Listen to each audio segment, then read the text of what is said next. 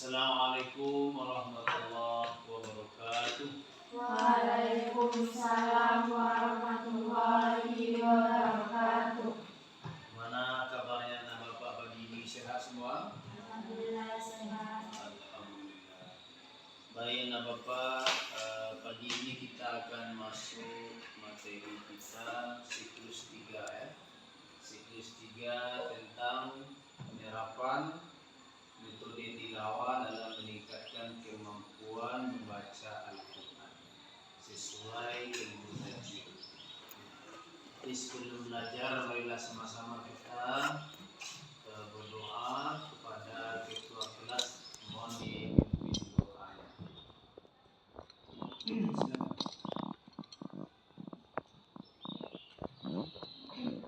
Bapak duduk siap. Berdoa mulai. Bismillahirrahmanirrahim. Ucapkan salam. Assalamualaikum warahmatullahi wabarakatuh. Waalaikumsalam warahmatullahi wabarakatuh. Baik, Bapak absen terlebih dahulu. Anak Bapak, siapa hari ini yang tidak bisa datang ke sekolah ya?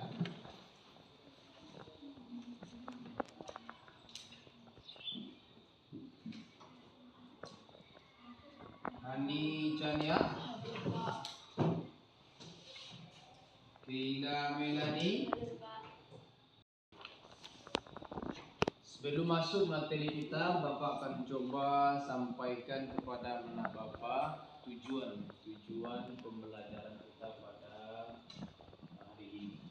Yang pertama, tujuannya adalah anak Bapak mampu membaca Al-Quran dengan baik sesuai dengan ilmu tajwid. Yang kedua, bisa mengetahui adab-adab dalam membaca Al-Quran. Dan yang terakhir, mampu mempraktekkan dalam kehidupan sehari-hari. Itulah tujuan pembelajaran kita pada pagi ini. Baik, kita akan coba jelaskan bagaimana penerapan metode tilawah dalam meningkatkan membaca Al-Quran sesuai dengan ilmu tajwid. Baik. Pertama, anak Bapak mesti tahu dulu apa itu tilawah. Tilawah itu berasal dari bahasa Arab. Apa artinya? Membaca atau melafalkan dengan benar dan indah. Ya. Kemudian membaca Al-Quran tidak hanya sekedar melafazkan huruf, tetapi juga memelihara kualitas bacaan dengan memahami hukum-hukum tajwid yang menjadi bagian penting dalam menjaga kesempurnaan bacaan. Nah, ini penting juga yang kedua. Kemudian yang selanjutnya tujuan tilawah yang pertama apa? Menjaga keaslian bacaan. Berarti artinya Al-Quran yang kita baca hari ini itu memang bersumber dari Nabi kita, Nabi Muhammad. Yang kedua apa lagi tujuannya? Memuliakan Al-Quran. Tilawah dilakukan dengan memperlihatkan adab dan tata krama. Itu mencerminkan penghormatan kepada kitab suci Al-Quran. Tujuan kedua. Yang ketiga, mendapat pahala.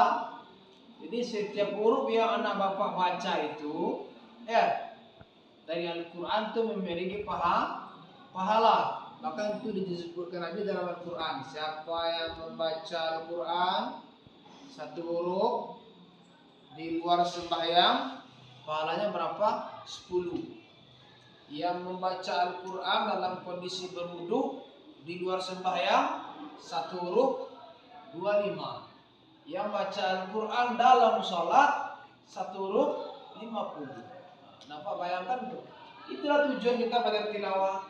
Pertama, menjaga keaslian bacaan. Yang kedua, memuliakan Al-Qur'an.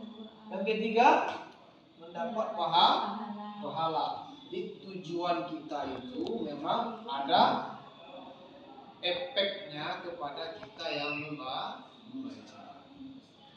Anak bapak di samping bisa lancar membaca Al-Quran, juga mampu menerapkan adabnya dalam baca itu gimana? Satu, apa yang pertama itu? Membaca dengan ikhlas karena Allah. Ikhlas ya. Makanya ketika Al-Quran dibaca kita berta'awuz dulu. Kemudian apalagi yang kedua? Berwudu sebelum baca Al-Quran. Ini adabnya. Di banyak hari ini orang baca Al-Quran tapi tidak memberikan pengaruh Al-Quran itu kepada dirinya. Itu karena apa? Ya karena tadi, karena belum berwudu sebelum baca Al-Quran. Yang ketiga, Membaca di tempat yang bersih dan keadaan dalam keadaan bersih.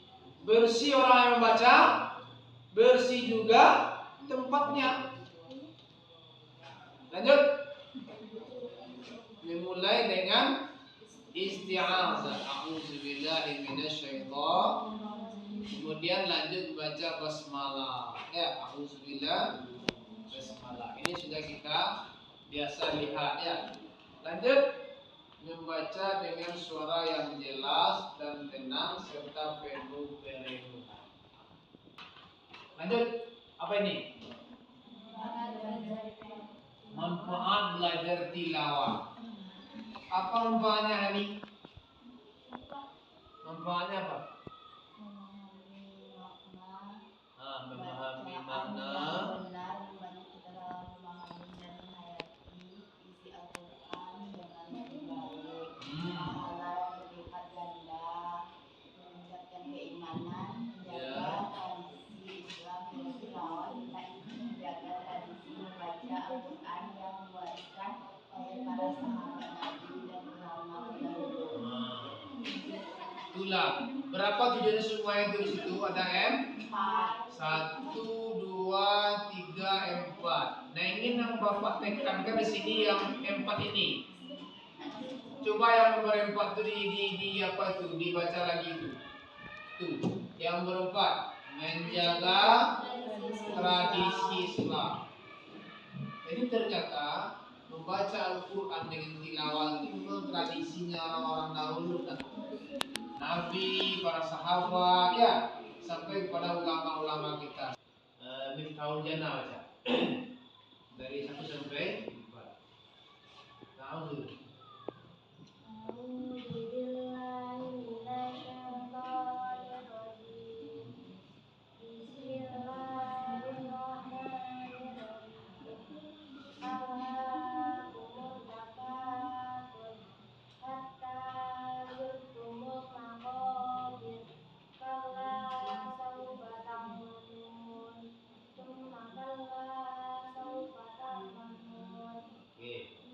Agak ditahan sedikit ya di Nurjana. Di thumma mim bertasdid termasuk unna. Thumma ulang lagi.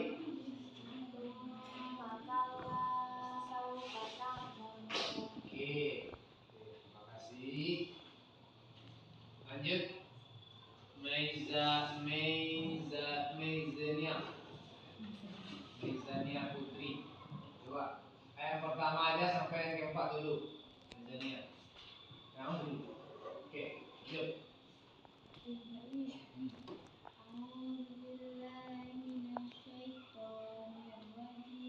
Ya. Ya. Lanjut. Fokus ya.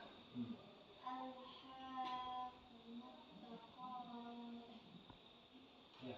Terus.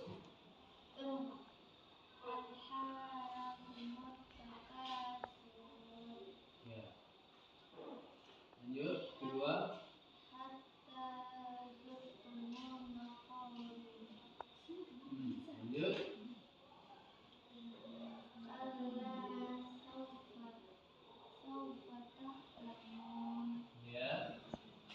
Oke.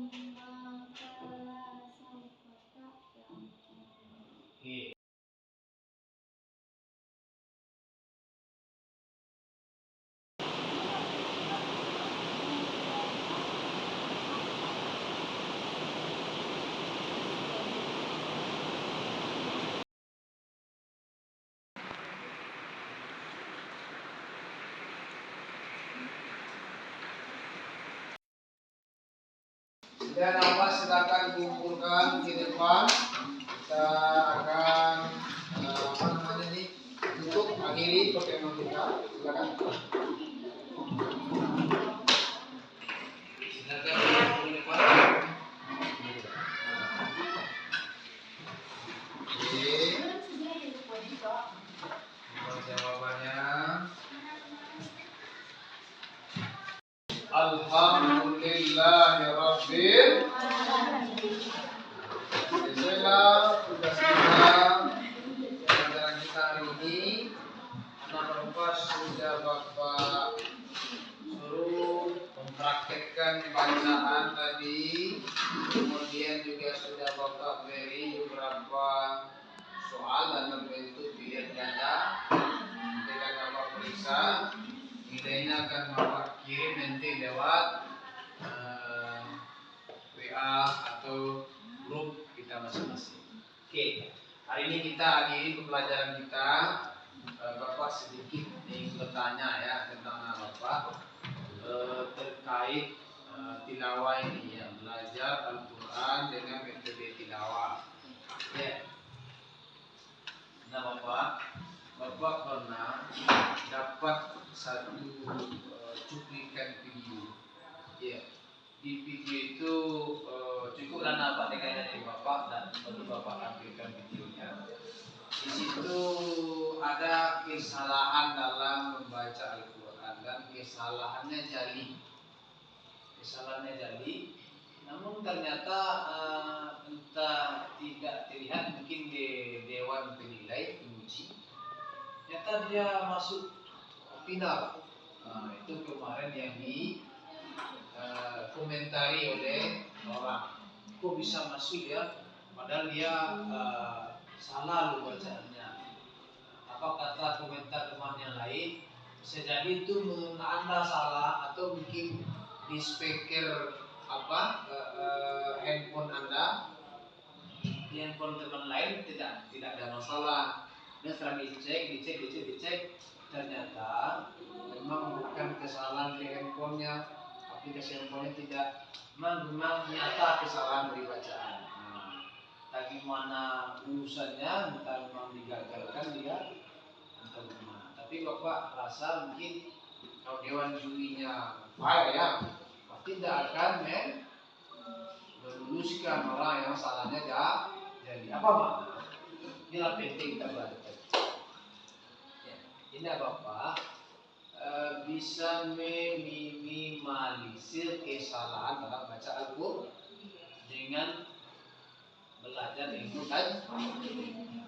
Nantilah mau itu lomba ilmu apa nantilah. Yang jelas untuk kita dulu, kita bisa baca Al-Quran di rumah, apalagi besok anak bapak ini calon ibu zaman now. Kalau tak pandai baca Al-Quran, nanti punya anak macam mana mau mendidik anak? Ya. Ilmu lain itu bisa kita serahkan ke guru.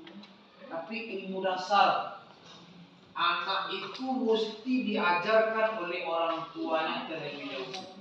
Maka dikatakan dalam hadis Nabi, tarbiyatul ula. Ibu adalah pendidikan paling pertama yang ada di muka bumi. Ibu mengajarkan. Makanya dasar, ajarkan ke anak kita baca Al-Quran benar. Paling tidak huruf hijaiyah itu diajar ayah awak, diajar nama awak. Itu dasar. Nah setelah itu nanti kalau di sekolah SMP kah, SMA kah, atau sekolah-sekolah agama kah, tapi kita sebagai orang tua dalam membekali anak kita dasar. Nah, itulah pelajaran yang paling utama adalah pandai membaca Al-Quran dengan ilmu tajwid. Nanti anak bapak terapkan di rumah, ajarkan juga kepada adik-adiknya.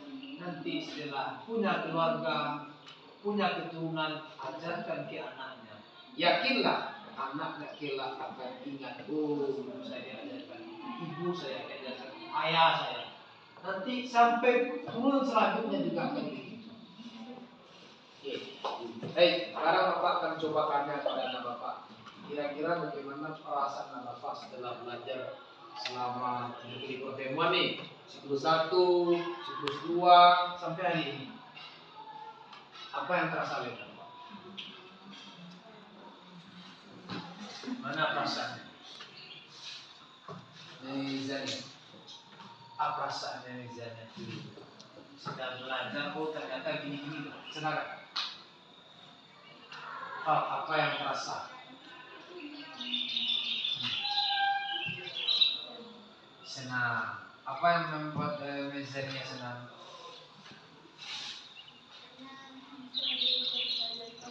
Belajar kembali. Ya dah, mungkin di SD juga belajar kita kan, di SMP juga. Tetapi karena sudah tidak diulang lagi itu lupa. Sekarang mulai bapak ingatkan kembali. Perasaannya saya senang. Ya, karena bisa mengingat kenangan-kenangan belajar di waktu kecil dulu. Oke, lanjut. Apanya? Yang terasa. Apa yang bisa nak Pak berikan setelah belajar ini? Apa yang bagi diri pribadinya apa yang terasa? Nanti kebetulan yang orang lain, senang. Apa yang membuatnya senang? Bisa menambah wawasan. Menambah wawasan. Ya, dulu mungkin tidak belajar dari gurunya, tapi karena ada tambahan, sehingga itu bisa ditambahkan ke ilmu kita. Nanti bisa didapatkan ke orang lain. Oke, baik. Terakhir pesan bapak, meskipun anak bapak sudah belajar hari ini, ya sudah belajar dengan bapak, jangan lupa tetap tambah ilmunya. Ya, belajar dengan siapapun, ambil yang baiknya. Ya, karena masing-masing guru punya kelebihannya masing-masing. Baik, sekarang bapak akan coba menutup ya, menyimpulkan secara keseluruhan materi kita. Mulai dari siklus 1, siklus 2, siklus 3. Yang pertama, satu hal yang mesti anak bapak ingat. Ya, motivasi Nabi dalam Al-Quran. Apa kata Nabi? Man arada ayyatakallama ma'allah falyaqra'il Qur'an. Siapa yang mau, siapa yang ingin berkomunikasi, berbicara langsung dengan Allah, falyaqra'il Qur'an, maka hendaklah dia membaca Al-Qur'an. Apa makna? Salah satu sarana untuk berbicara langsung dengan Allah adalah dengan baca. Bagaimana kita bisa baca Al-Qur'an? Tentu dengan belajar tadi. Kita sudah praktekkan itu. Ini yang pertama itu. Yang kedua, motivasi Bapak sampaikan ya, disimpulkan ini. Tajwid.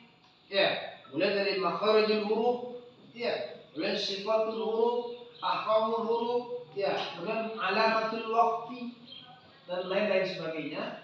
Itu merupakan metode ya, cara orang-orang dahulu bagaimana mereka bisa atau mampu baca Al-Quran dengan baik, supaya apa? Tradisi keilmuan itu terjaga. Nah, itulah itu pesan yang kedua Bapak sampaikan. Kemudian terakhir, Bapak ingatkan kepada anak Bapak, tetaplah selalu membaca Al-Quran, karena Al-Quran diturunkan Allah sebagai obat. Inilah tujuan kita belajar, ya, praktek baca Al-Quran di sekolah. Mudah-mudahan bermanfaat. Ya, pertemuan kita yang 3 kali ini, nah Bapak, bermanfaat untuk anak Bapak bisa praktekkan. Begitu juga bagi Bapak, mudah-mudahan jadi amal ibadah untuk kita semua. Kita akhiri dengan membaca Alhamdulillah Rabbil Alamin. Assalamualaikum warahmatullahi wabarakatuh. Waalaikumsalam.